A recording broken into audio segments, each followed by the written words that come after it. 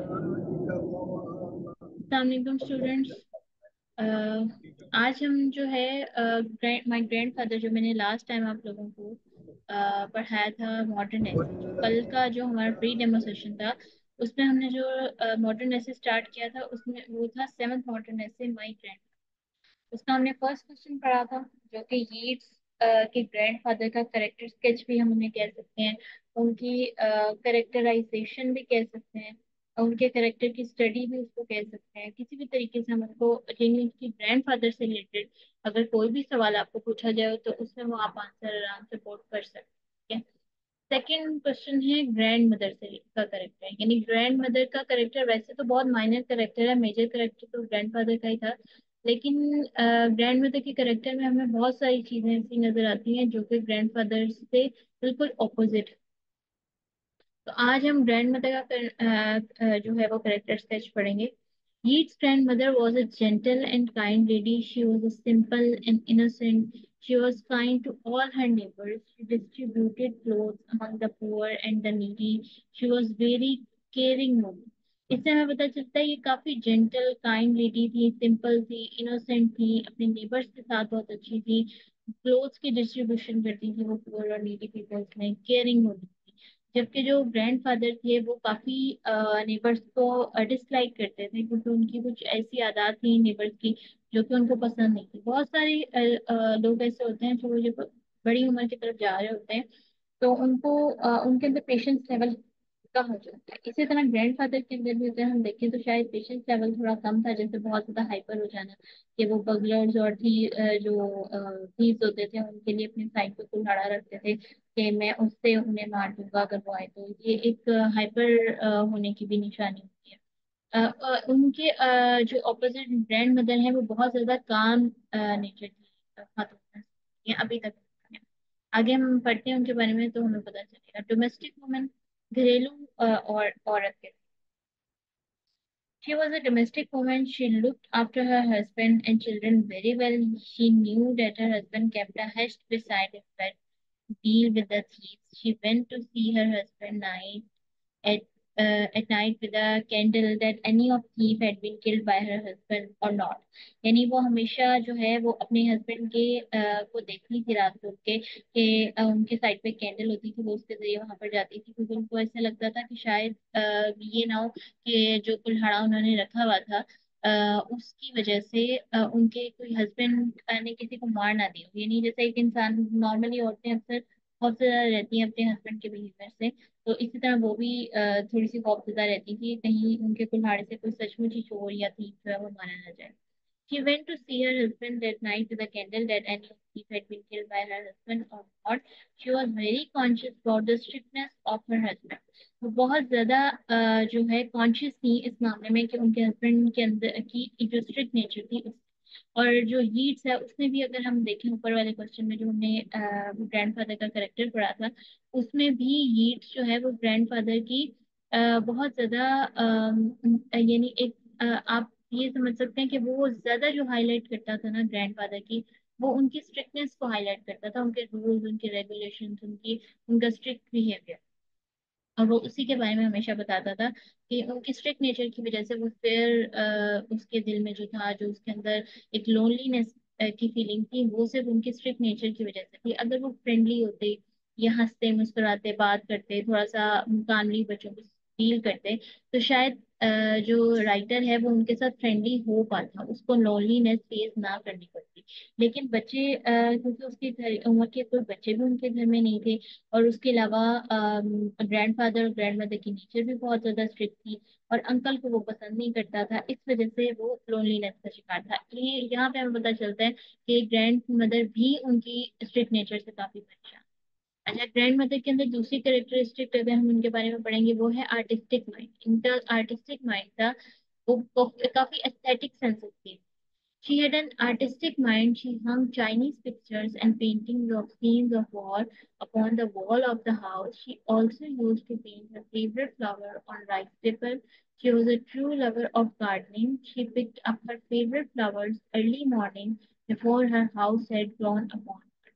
यानी वो पिक्चर्स भी उन्हें पसंद थी, पेंटिंग्स का भी उनको शौक था। वो बहुत ज्यादा वो पेंटिंग करती भी थी कभी कभी, और गार्डनिंग भी उनको पसंद थी, फ्लावर से भी उनको लगाव था। इससे हमें पता चलता है उनका एस्थेटिक माइंड था, आर्टिस्टिक माइंड भी कह सकते हैं, एस्थेटिक माइंड भी कह सकते हैं। Sober and refined, sober and refined यानी सिंपल और एक रेगुलेशन में रहने वाली। जैसे आप कहें कि हर चीज उनकी तरतीब से बड़ी नजाकत के साथ रखी जाए। रिफाइंड हम कहते हैं बहुत ज्यादा नजाकत पसंद। She had a sober and refined nature. She was fine to lead once she gave punishment to lead. Actually he was playing with a servant. यानी एक दफा उन्होंने यीट्स को पनिशमेंट दी थी, और वो भी किस वजह से अब आगे वो बताएंगे। The servant pulled out his shirt in the trouser by way of show. यानी एक सर्वेंट ने उनके उसकी ट्राउजर को में से जो है वो उसकी शर्ट को बाहर निकाल दिया, सिर्फ इस वजह से। जैसे एक बच्चे खेल रहे होते हैं, अक्सर शर्ट खींच दी, या कोई बाजू को खींच दिया, कुछ इस तरह का हो जाता है बच्चों से खेलने के दौरान में। तो खेल खेल में सर्वेंट के साथ जब सर्वेंट सर्वेंट ने उसकी शर्ट खींची, तो उस पर ग्रैंड मदर को काफी गुस्सा आया, और उन्होंने उसको पनिशमेंट भी दी। वो पनिशमेंट क्या थी? At that time grandmother came and gave him his meal in his room. इस टाइम पे ग्रैंड मदर ने उसको उसका खाना जो है वो उसके कमरे में दिया, ऑल अलोन, सिर्फ अकेले। This was only punishment which was given him by the grandmother. We can say that Yeats' grandmother was a kind and सिर्फ यही पनिशमेंट थी जो कि लीड्स को उसकी ग्रैंडमदर की तरफ से मिली थी। इसके अलावा कभी भी उन्होंने उसको पनिशमेंट नहीं की। इससे हमें पता चलता है सिर्फ एक बच्चे को अकेले कमरे में खाना देना जो है, यानी उन्होंने एक तरह से उसको पनिशमेंट तो दी, लेकिन बहुत ज्यादा स्ट्रिक्ट पनिशमेंट नहीं थी, तो उनके दिल में कहीं ना कहीं नरमाई थी। अच्छा, फर्स्ट हमने जो कल कैरेक्टर पढ़ा था वो था ग्रैंडफादर। सेकंड हमने अब पढ़ा ग्रैंडमदर। लेकिन अब हम आ जाते हैं डिफरेंसेस के ऊपर, कि ग्रैंड मदर और ग्रैंडफादर की पर्सनैलिटी में डिफरेंसेस।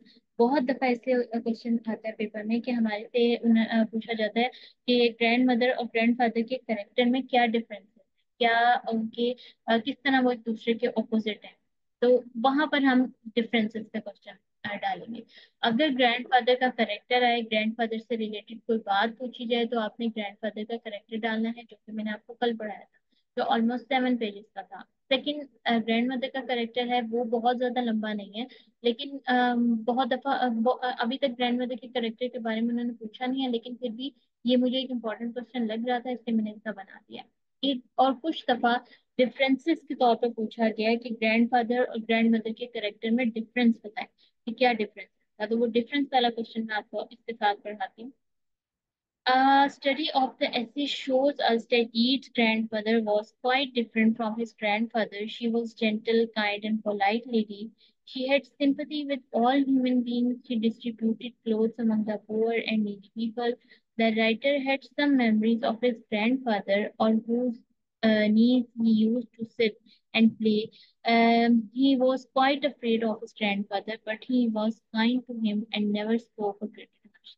यानी वो बहुत ज्यादा ज्यादा तो रहता था उनके करेक्टर से, लेकिन उसने कभी भी उसको उनके साथ उन्होंने उसके साथ बुरा सलूक नहीं किया। अच्छा, इसमें हम कंपैरिजन में या डिफरेंस में हमेशा एक बात याद रखिएगा, कि जैसे जैसे आप एक पॉइंट को ग्रैंडफादर को हम डिस्कस करेंगे, साथ ही हम ग्रैंड मदर की बात करेंगे, ग्रैंड मदर को डिस्कस करेंगे, साथ ही हम ग्रैंडफादर की बात करेंगे। बहुत दफा ना बहुत सारे स्टूडेंट्स जो मेरे पास अभी तक आए हैं, उन्होंने मुझे बताया कि मुझे हमें टीचर ने कहा कि अगर आपने ग्रैंडफादर और ग्रैंडमदर का करेक्टर पढ़ लिया है, तो आप पहले ग्रैंडफादर का करेक्टर लिखिए, फिर आप ग्रैंडमदर का करेक्टर लिखिए, और आपका क्वेश्चन खत्म हो जाए। ऐसा कुछ भी नहीं है। जब आप किसी चीज का डिफरेंस बताते हैं, आप उसके बीच में होने वाले इख्लाफात को बताते हैं, तो आपको दोनों चीजों को कंपैरेटिवली लेके चलना पड़ता है। यानी आपको दोनों का कंपैरिजन जब आपने करना है, तो एक पॉइंट अगर आप उनकी नेचर के बारे में बात करें, तो नेचर ग्रैंडफादर की भी बताएं, ग्रैंड मदर की। अगर उनकी डोमेस्टिक लाइफ की बात करें, ग्रैंड मदर और ग्रैंडफादर दोनों की बात करें। इस तरह से अगर आप क्वेश्चन लेके चलेंगे तो वो बहुत अच्छा होगा। बहुत दफा ऐसे भी होता है, जैसे कि मैंने थर्ड जो मॉडर्न ऐसे है विस्लिंग ऑफ द वर्ड्स, उसमें हमने जो है विंटर और स्प्रिंग का कंपैरिजन पढ़ा। तो उसमें भी यही हुआ था, ये नहीं कि आप पहले सारी विंटर की बात करें और फिर सारी स्प्रिंग की बात करें। एक पैराग्राफ विंटर, फिर दूसरा पैराग्राफ स्प्रिंग, फिर एक पैराग्राफ विंटर, फिर एक दूसरा पैराग्राफ स्प्रिंग। ऐसे आप जब ग्रेजुअली उसको लेके चलेंगे तो उससे आपकी क्वेश्चन का जो एग्जामिनर है, जो पढ़ने वाला है, उसके ऊपर बहुत अच्छा इम्पेक्ट पड़ेगा, और वो आपका मार्क्स भी उस हिसाब से देगा। It was only her grandmother who showed love and affection to everyone. She was a sober and refined domestic woman. William Pollexfen, यानी उसके ग्रैंडफादर का ये नाम था। ग्रैंडमदर का नाम यहाँ पे कहीं मेंशन उन्होंने नहीं किया, इसलिए हम उनको ग्रैंडमदर के तौर पे यूज करते हैं। लेकिन ग्रैंडफादर का नाम उन्होंने यहाँ पे मेंशन किया है मॉडर्निज्म में, विलियम पॉलिक्सन, तो उनके नाम से हम बात करते हैं।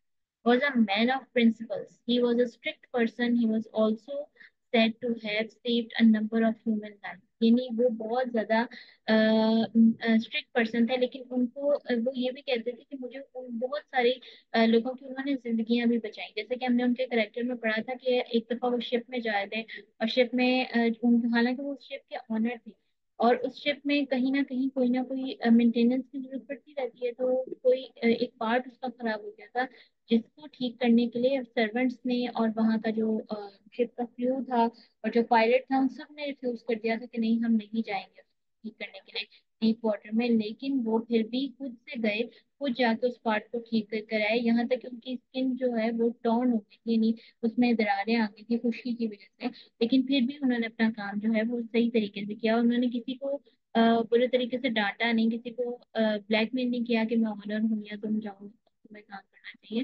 उन्होंने बड़े काल्मली उस चीज को, सिचुएशन को जो है वो डील किया। He was an honest person and disliked cheating. Grandmother knew that her husband kept a hatchet beside his bed to deal with the burglars. Therefore, she went about the night with a candle in her hand to see if if some burglars had been hit by her husband or not. वो honest person थे, जो grandfather हैं, लेकिन grandmother जानती थी कि उन्होंने अपने बेड के साइड पे एक हैचेट, एक कुल्हाड़ी रखी हुई है, जिसको वो बगलर्स के लिए रखते थे।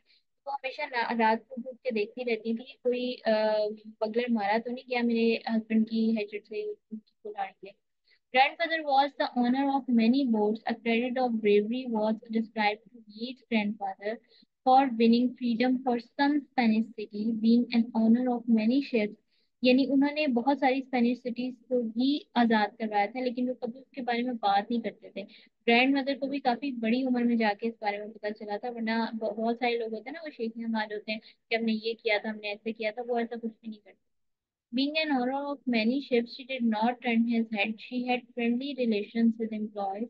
He used to do justice by himself rather than seek in a court of law.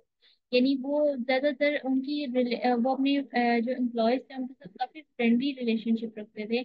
लेकिन वो अक्सर ये बात थी कि वो कोर्ट की तरफ, कोर्ट से जाके इंसाफ मांगने की जाए खुद इंसाफ करना पसंद करते थे, क्योंकि उनको पता था कि जो ऑर्डर है, जो ऑर्डर ऑफ लॉ है, वो किस तरह से जो है वो करप्शन की तरफ जा रहा है। तो उस वजह से अक्सर ये होता था कि वो खुद से जो है वो लॉ करने की कोशिश, लॉ को अपने हाथ में लेते थे। यानी अगर कोई सिचुएशन ऐसी आती थी उनके काम में या उनके घर में कि उनको फैसला करना पड़ता था, तो वो लॉ सिस्टम या उसकी तरफ नहीं जाते थे, वो खुद से फैसला।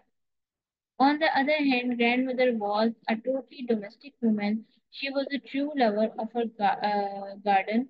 She loved art and drawn painting of her favorite flowers on rice paper. She had an artistic mind and hung Chinese pictures and paintings of scenes of war upon the wall of the house. उनका artistic mind के बारे में तो हम पढ़ ही चुके हैं, तो उनको आर्ट और ड्राइंग और पेंटिंग, ये सब चीजें उनको बहुत पसंद थी, और उन्होंने बहुत सारी पेंटिंग्स अपनी वॉल पे भी लगाई। Grandfather was innocent and artless person.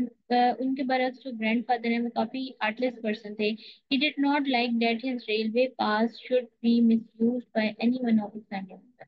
यानी आप ये देखिए कि उनका अगर रेलवे पास था तो वो ये नहीं चाहते थे कि उनका जो रेलवे पास है वो भी किसी किसी उनके रिश्तेदार के जरिए।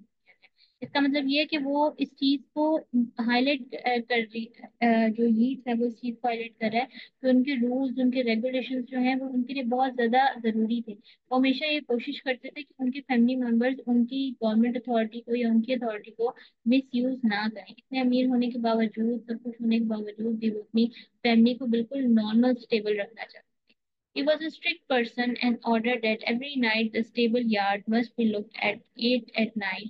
यानी रात के 8 बजे तक जो है वो लॉक हो जाना चाहिए, जो स्टेबल यार्ड जो उनके स्टेबल यार्ड यानी जो उनके बाहर एक सहन था जहाँ पे घोड़े रखे जाते थे, तो उसका जो गैरेज था उसका दरवाजा 8 बजे के बाद बंद हो जाना चाहिए. He did not like that anybody should break this.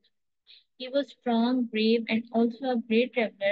He was an experienced shipman. वो बहुत great traveler भी थे, उसके साथ साथ उनको shipment का भी बहुत experience था.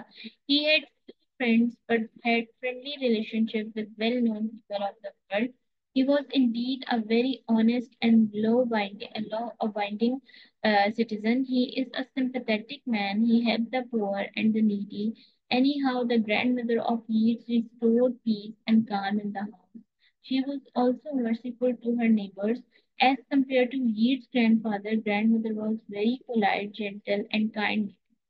यानी अब उन्होंने दोनों को बताया कि गीत के ग्रैंडफादर भी बहुत अच्छे थे. वो रूल्स के मुताबिक ऑनेस्ट थे, रेगुलेशन से रूल्स से चलते थे, डिसिप्लिन मेंटेन किया हुआ था, सिंपैथेटिक थे. लेकिन ग्रैंड मदर जो है वो उनके बरक्स बहुत ज्यादा काम, काइंड, जेंटल और पीसफुल लेडी थी. ये इस तरह से उन्होंने उन दोनों का कंपैरिजन करके. अच्छा, ये तो फर्स्ट क्वेश्चन था ग्रैंडफादर का करेक्टर, सेकंड था ग्रैंडमदर का करेक्टर, क्या थर्ड है इन दोनों का कंपैरिजन, जिसमें बातें तकरीबन वही हुई हैं जो हम ऊपर पढ़ चुके हैं. लेकिन एक तरह से कंपैरिजन का क्वेश्चन कैसे रिप्रेजेंट करने हैं वो करने के लिए मैंने आपको दोबारा से इस डिफरेंस को लिख कर बताया, ताकि बच्चों को बात क्लियर समझ आए कि हमेशा डिफरेंस में दोनों करेक्टर्स को साथ साथ लेके चलते हैं, दोनों के बारे में बात करते हैं. सिर्फ पहले सारी एक करेक्टर और फिर दूसरा सारा एक करेक्टर, इस तरह कभी भी आप कंपैरिजन लिख के नहीं लिख. जी, यहाँ तक तो मेरा लेक्चर था. अब आप मुझे बताइए, किसी का कोई सवाल, कोई कुछ पूछना चाहता हो मेरे से, किसी स्टूडेंट का कोई क्वेश्चन. चलिए ठीक है, फिर आज की मीटिंग यहीं पे खत्म होती है. अगर इसके अलावा अगर किसी का कोई क्वेश्चन हो तो मैम अस्मा से कांटेक्ट कर सकता है, ग्रुप में भी पूछ सकते हैं आप, मैम अस्मा से पर्सनली भी कांटेक्ट कर सकते हैं. हमारे सेशंस वैसे तो स्टार्ट होते हैं जो ऑलमोस्ट अगस्त से हमारे जो सेशंस हैं वो स्टार्ट, लेकिन आगे दोबारा से अभी भी बच्चों के पास टाइम है, वो दिसंबर तक दोबारा ज्वाइन कर सकते हैं. क्योंकि अगर ये नहीं होगा कि अगर हम आप बीच में ज्वाइन करेंगे तो हम जो है वो बीच में से पढ़ाना शुरू कर देंगे. आपके लिए अलहदा से क्लासेस रहेंगी और आपको अलहदा सेपरेटली क्लासेस जो है वो प्रोवाइड भी की जाएगी. कुछ अगर आप रिकॉर्डेड लेक्चर्स चाहते हैं तो आपको रिकॉर्डेड लेक्चर्स भी दिए जाएंगे, अगर आप नोट्स चाहते हैं तो आपको नोट्स भी प्रोवाइड किए जाएंगे. इसे जैसे भी आप हो, आपके साथ हम फुल कॉपरेशन करने के लिए रेडी हैं. बाकी आपको कोई भी इंफॉर्मेशन लेनी हो रजिस्ट्रेशन से हवाले से, सिलेबस के हवाले से, या कोई भी एडमिशन आप वगैरह भेज रहे हो तो आप मैम से कांटेक्ट कर सकते हैं. Okay, Allah Hafiz, thank you.